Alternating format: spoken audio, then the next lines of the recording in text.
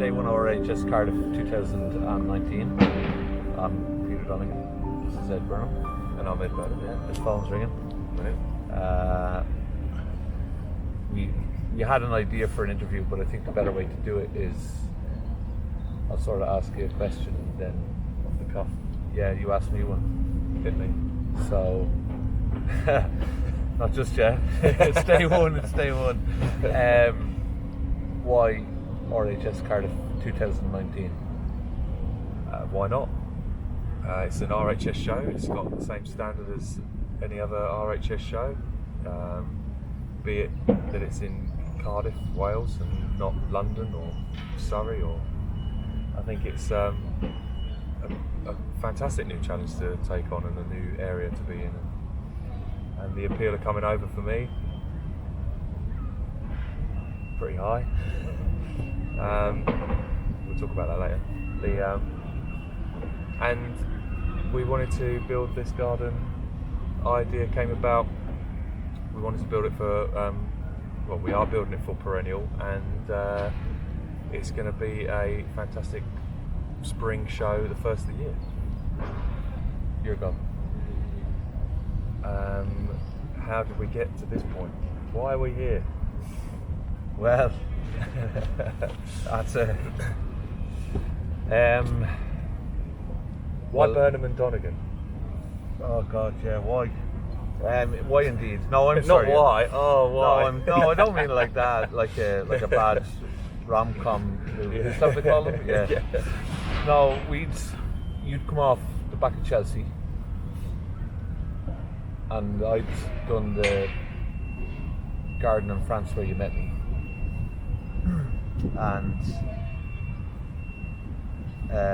I tend to get ideas in my head, and sometimes they're made into real photosynthetic spaces that achieve a bit of notoriety, and sometimes they're just ideas in my head. And I rang you, I think it was the third week in December or so, and said, do you fancy building a garden in Cardiff? And you said Yes. and sorry, I actually rang you and said, do you fancy building a show garden for me? And you went, yes.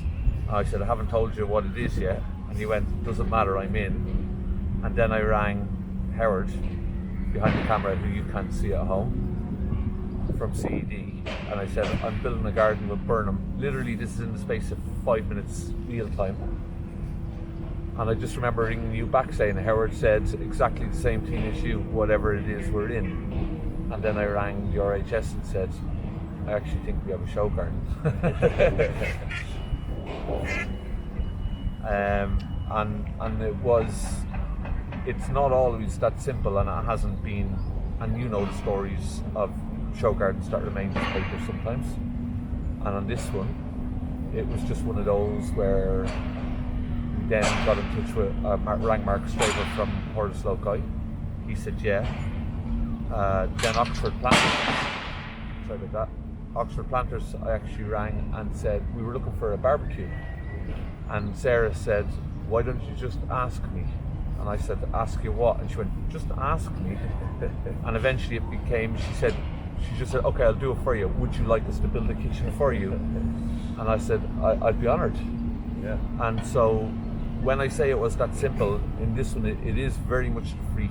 I don't think it will ever happen again. I'm 17, 18 years out on my own in business, and I've never met a story like this where you could, it goes from Perennial to... And it hasn't even stopped there, yeah. It goes to vegetable growth after that. And then, the garden lives on, number one.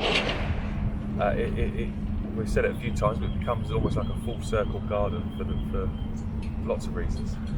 So it's built to help a charity that helps people in horticulture, and it goes to a charity that gets people who need help into horticulture.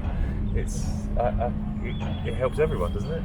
Well, I don't think I've ever met a story like it. Cardiff, Chelsea, Hampton, Tatton, across the board, I don't think I've ever met anything like it in my life.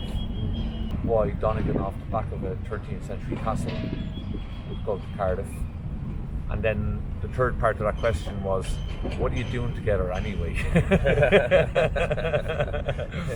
How did you get CED involved? I just rang them and said, hiya. And it's kind of wonderful. Yeah. It really is. Very heartwarming and mind-blowing in some respects. Yeah. You So, kind of yeah. scratch your head and wonder why you do things sometimes. And this kind of you're line on the garden going from perennial to veterans growth, sort of that full circle thing. I like that. That sits very well, you know. So yeah. Give me another question. I've got lots of questions in my head. I'm unsure if I can ask any of them. Keep it garden related. Irrespective of whether it's a garden at Cardiff or a garden in Chelsea, what actually is the time difference in the amount that goes in behind the scenes? Because what the public tend to see is, oh my god, that's a very nice garden. I don't mean to be disrespectful, but if the garden is 8 meters by 8 or it's 5 by 5 or 20 by 10, to me the same amount of time is almost required. I don't think it makes any difference whatsoever. There might be a case for saying that Chelsea takes up a little bit more of your time. I think there's a bit more focus on some of the features that you want to get pre-built, or the level of the things that you're doing, and the amount of money that goes around as well. That makes a big difference. But really, the amount of time that we've spent behind the scenes on this one is no different to any other garden I've done, really. We've spent equally on what is a 5 by 5 space. It spent a lot of time on the kitchen, getting the stone right, the site visits to see the things being built, the sort of the work we do behind the scenes, and the talking on the phone, keeping each other in the loop, and keeping ourselves very much.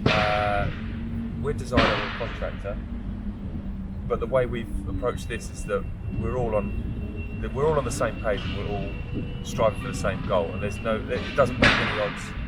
Peter's running the show, there's no doubt about that, but we're all involved in this, and even down to CED and the decisions that are being made from everyone there. What stone's going to be the best thing for this? What we're going to use? How we're going to do it? Even late-minute decisions on what we were going to clad the sides with. You know, these things were still evolving right up until we got here. So what we've done is a process of inclusion, and make sure that everyone is included in what we do. And it's not just a from the top decision. Right, this is what I want. This is how it has to happen. That's really, for me, not unique, because it does happen, but for me that's the special part of what's happening here. You also wanted to include the guy with the drill, who's over there in the bottom left-hand corner. He's doing a sterling job. He's doing a cracking job of trying to be part of this garden build, and we're just glad he didn't make it. You know, his mom didn't want him to come down. Dad didn't want him to come down. The guys he works with didn't want him to come down. But he made it.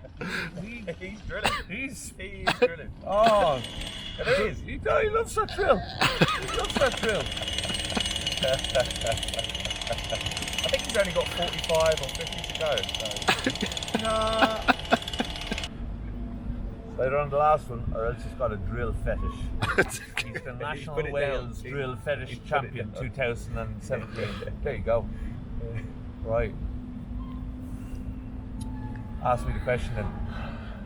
Okay, next question. Yeah. What does it take to build show gardens? In fact, any garden that's one far away from home, far enough anyway. And what does it mean? You know, one, to be away, and two, what it does at home, I guess. That's a funny one, because there's not per se. There's not really any.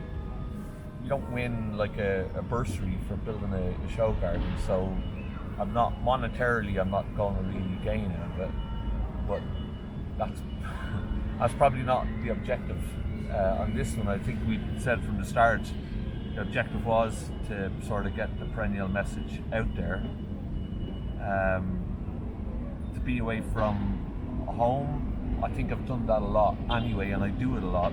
I'm irregularly away from home anyway, so that's not kind of new to me. But I appreciate if you'd never built a garden not on the island upon which you live, then you got to figure out the sort of logistics of it and how you do that, and that genuinely here wouldn't have happened without you.